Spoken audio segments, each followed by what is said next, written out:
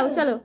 Happy birthday to you, happy birthday দাদু, happy birthday দাদু, happy birthday to you.